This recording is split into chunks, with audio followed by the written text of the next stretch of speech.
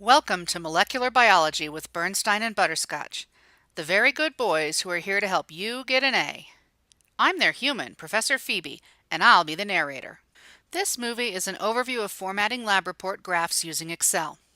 First, we'll look at why professors are so picky about formatting.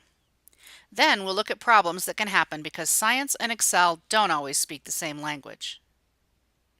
We science professors are picky because it's our job to hold you to high standards. But it's also our job to help you reach those standards, and that's the point of these videos. This is an excerpt of some of the directions we scientists have to follow to publish a paper. Now, we don't expect undergraduates to be able to take in this much detail just yet, but we are doing our best to help you move from seeing yourself as a student to becoming a scientist. But the second reason we are so picky is even more important. Just like DNA illustrates that form and function are interrelated in nature, the form of a lab report is essential for its role in science communication. This silly poem also demonstrates this point. After the lab has been cleaned up, your faces, I hope, ought to light up. Yes, bench work is fun, but once it is done, the problem, of course, is the write-up. If you change the rhyming pattern, the content, or the form, the poem just isn't funny. It isn't functional anymore.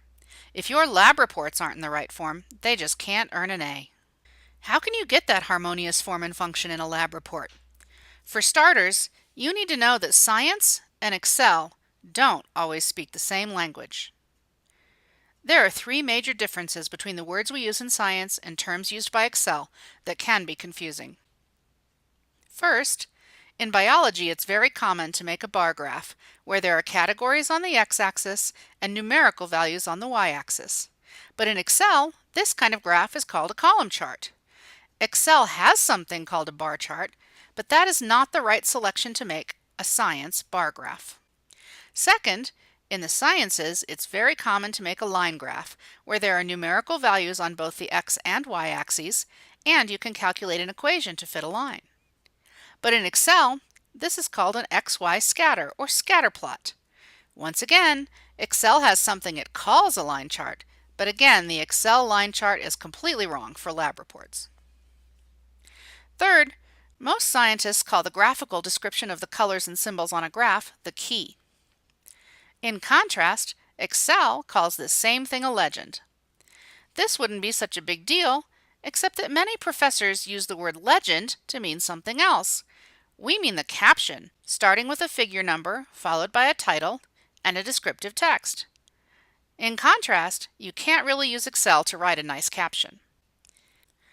So remember, when a science professor says key, she means this part of the figure. When she says legend, she usually means the text caption. Don't let Excel fool you into thinking that you have provided a legend, when instead, your graph has only a key. That wraps up this screencast. Next up, how to use Excel to make A+ figures. Thanks for watching. Feel free to leave comments here or at Prof. Phoebe. And don't forget to subscribe to Molecular Biology with Bernstein and Butterscotch, the very good boys who want you to get an A.